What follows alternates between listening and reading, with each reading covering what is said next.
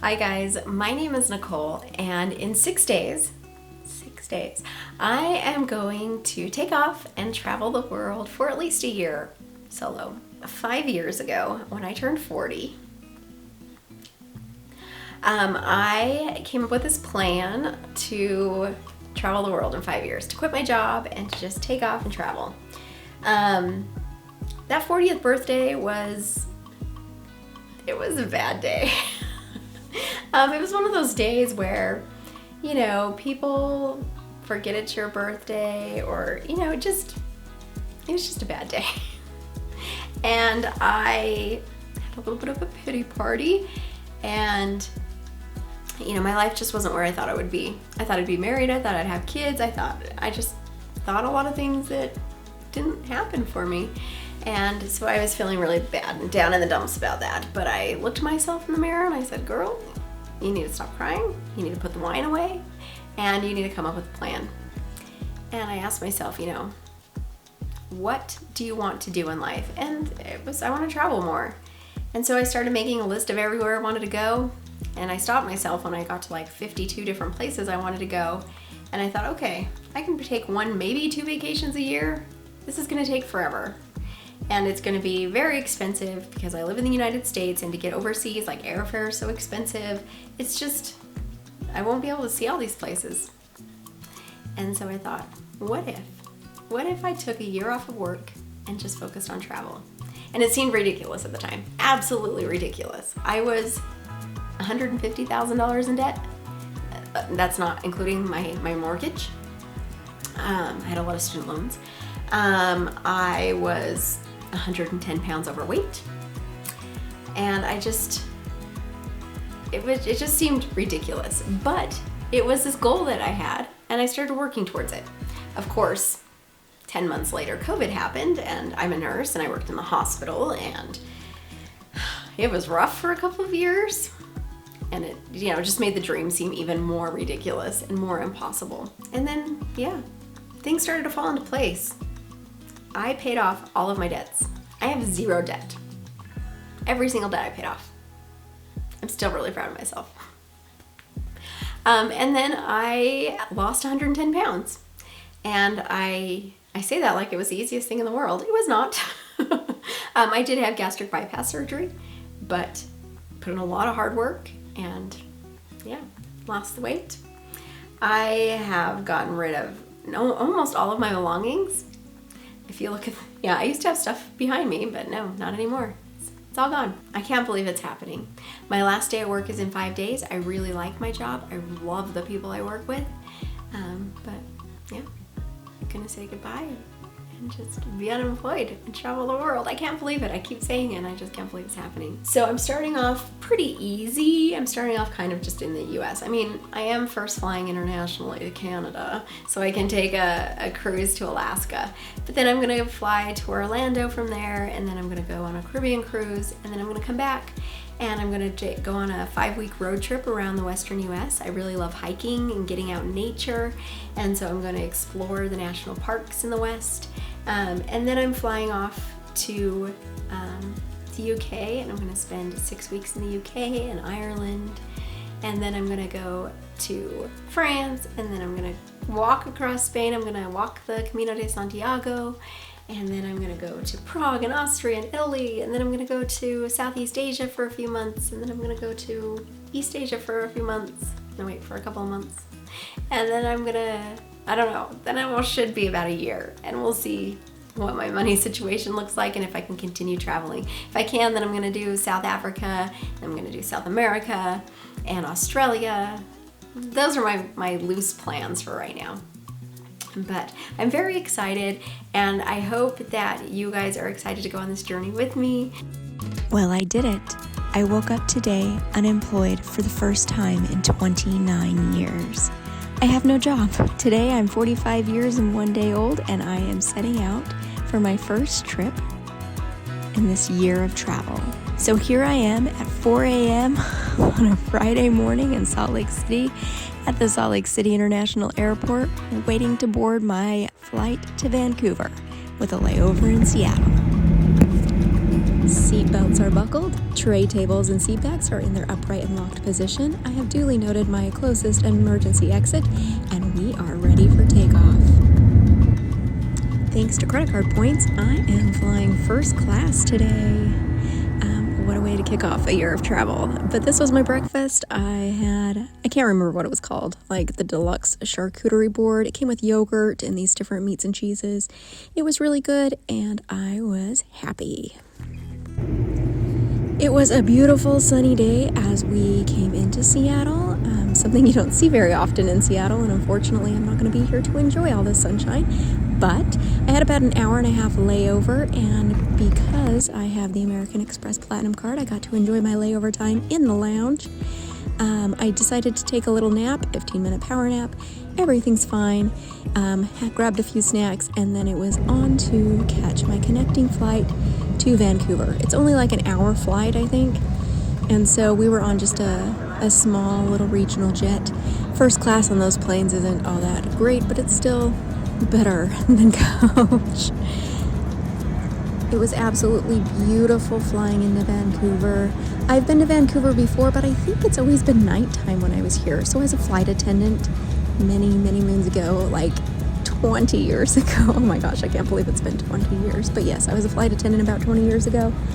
Came into Vancouver. I swear it was always dark though. Vancouver is beautiful. On the Uber driver was wonderful. He drove me to my hotel, which I got free with credit card points. And that was the Quality Inn in downtown Vancouver.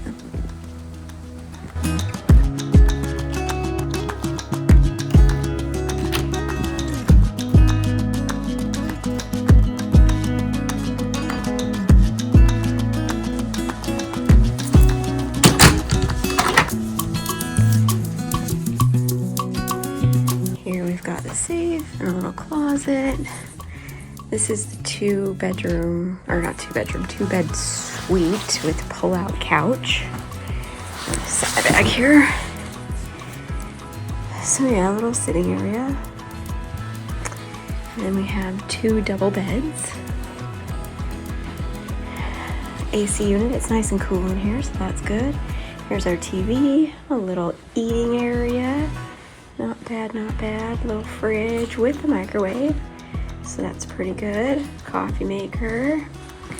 And then here we have the bathroom. Okay, the switch wasn't what I thought it was going to be. There we go. With tub and shower. The shower head actually looks pretty nice. Ooh, that fan means business. And then we have our, hello. Mirror. Toilet looks toilety. And yeah. Let's see the view. Spoiler, I already glanced, and well, I don't know that I'm going to have much interesting entertainment out of this window, but I don't know. There's a bar downstairs. I don't know if maybe this little courtyard, I don't know, people from the bar go out there. I don't know. They did caution me that it's going to be very loud tonight. Oh, look, there's a fire escape. Not on my window. I guess I just leap. Huh. But yeah, they did caution me that the bar goes until 3 a.m. So allegedly it's going to be loud tonight. So there we go. That's my room at the Quality Inn. So after I got checked into the hotel and relaxed for a few minutes, then it was time to hit the city and go explore Vancouver. I really enjoyed my time walking around downtown. A lot of really interesting architecture, really nice people. It was a beautiful sunny day. I went down to the port where I'd be catching my cruise ship tomorrow, and saw, there was a cruise ship in port, and looked around a bit. And then it was time to catch the shuttle to the Capilano Suspension Bridge Park. I think that's what it's called. But yeah, I had booked this ticket earlier to go on the world's longest suspension bridge, and I was excited. They have a free shuttle that runs from Canada Place, and there was only me and a couple of other people on this huge bus, and it was about, I don't know, a 20-minute ride maybe, and we went past Stanley Park and of course through downtown, and it was just a beautiful drive. And really, I feel like I really got to see the spirit of Vancouver. At the Capilano Suspension Bridge Park, there's a lot more to do than just the suspension bridge. When you first enter the park, there's a lot of information about the history of the area, the people of the area, and about the building of the park itself. There's some really cool totem poles.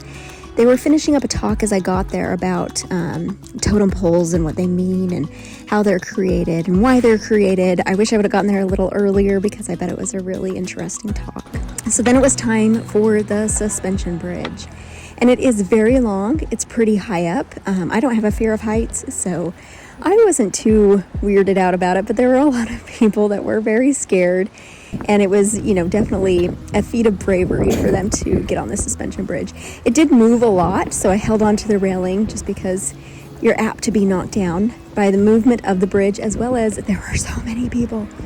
And there were so many people clamoring to get selfies and take pictures of their friends and family that there was a lot of pushing and shoving on that bridge. It was not the most polite bridge I've ever been on. After I got done on the suspension bridge, I went and walked a few of the trails. There are quite a few trails in the park that you can walk. They have some really neat features, like there was this pond that had these big lights strung up around it. It was daytime, so the lights weren't on, but apparently starting the next day, the park has a summer celebration where they extend the hours and then they turn on these lights once it hits dusk, and I bet that's beautiful. I mentioned a minute ago that I had just barely missed a talk about totem poles, but they had these experts all throughout the park giving talks about different things related to the park. Like there was this ornithologist giving a discussion or giving a talk about owls, especially the great horned owl here, and it was very, very interesting, lots of good information. And then I found the cliff walk. This was so much more fun than the suspension bridge. Don't get me wrong, the suspension bridge was pretty cool, but this cliff walk was amazing, and there were hardly any people on it, which made it even better. So you go down these twisty stairs, and then you walk down even more stairs, and then you're on this thin platform that hugs the cliff's edge, and just below you, it's straight down into the water and into the trees. Again, there were not very many people doing this cliff walk, but some of the people that were again, quite scared because they were afraid of heights, and it can be really nerve-wracking if you are afraid of heights. It was beautiful though. Oh my goodness, you're just amongst the trees and just floating above the river below. It was really cool. And then they had all these different placards around that told you information about the cliffs and about the trees and about just nature, I guess. I really, really enjoyed the cliff walk. It was my favorite part of the Capilano Suspension Bridge Park by far.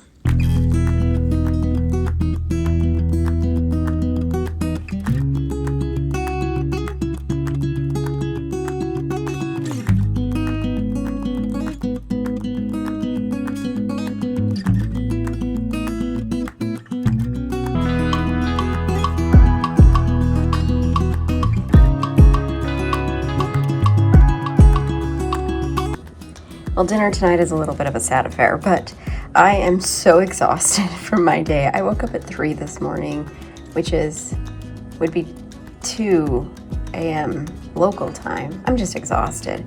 But I just wanted to bring food back to my room. There is a place next door to the Quality Inn called the Morrissey. It's a little bar, and they have bar food. Anyway, they have this crispy chicken sandwich. It looks decent. And poutine. When in Canada, right? Gotta eat some poutine. So yeah, you best believe I am poutine this in my mouth. And yeah, I'll report back. Well, unfortunately, I'm just showing you my first bite of poutine, but let me tell you, gravy on French fries with cheese? Why don't we have this in America? It's delightful.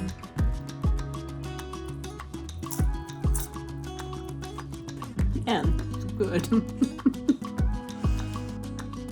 like mashed potatoes and gravy, but I mean fried potatoes instead. Like,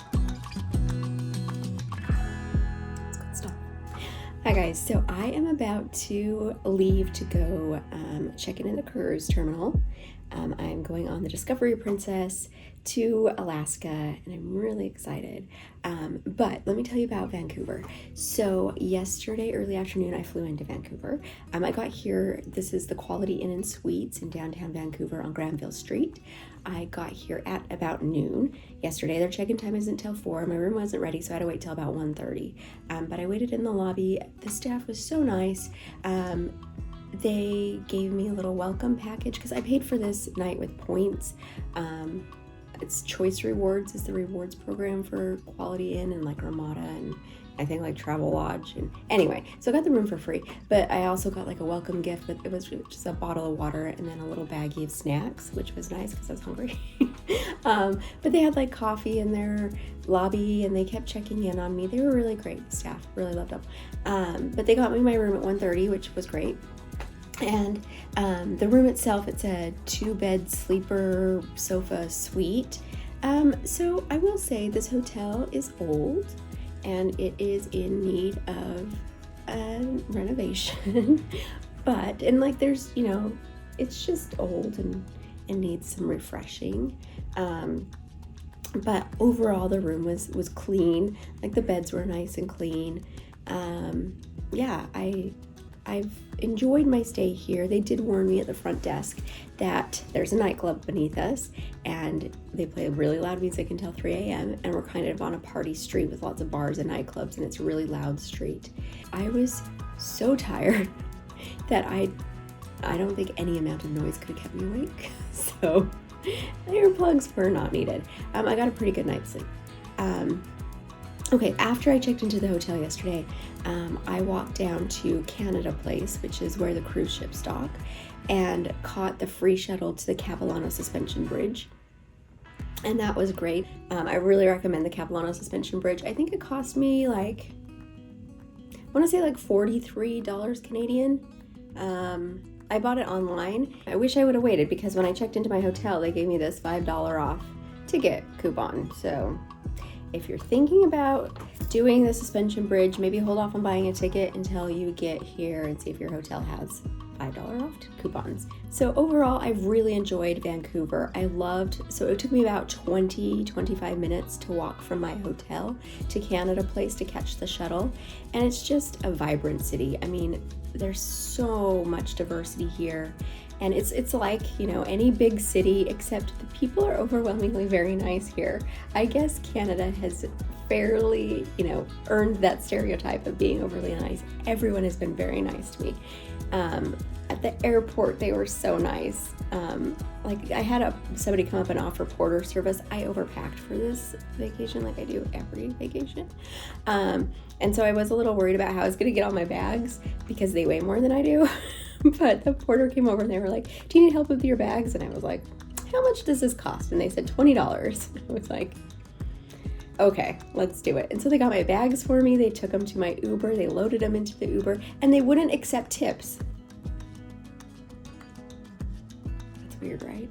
The first guy who got my bags off of the baggage claim, I was like, "Well, let me get you some money." He was like, No, you just have a good time here. That's my tip. What? That was so nice. The last guy who loaded my bags into my Uber, I forced money into his hand and made him take it. I don't know. I guess U.S. tipping culture is just too deeply ingrained in my mind. But my Uber driver was incredibly nice. He told me that Vancouver is the sushi capital of the world, and I meant to have sushi last night, but I ended up I got poutine. I still partook in the Canadian culture. People at the Capilano Suspension Bridge were nice. The shuttle bus driver was nice. Everybody's been nice. People on the street were nice. The only rude people I've encountered have been tourists.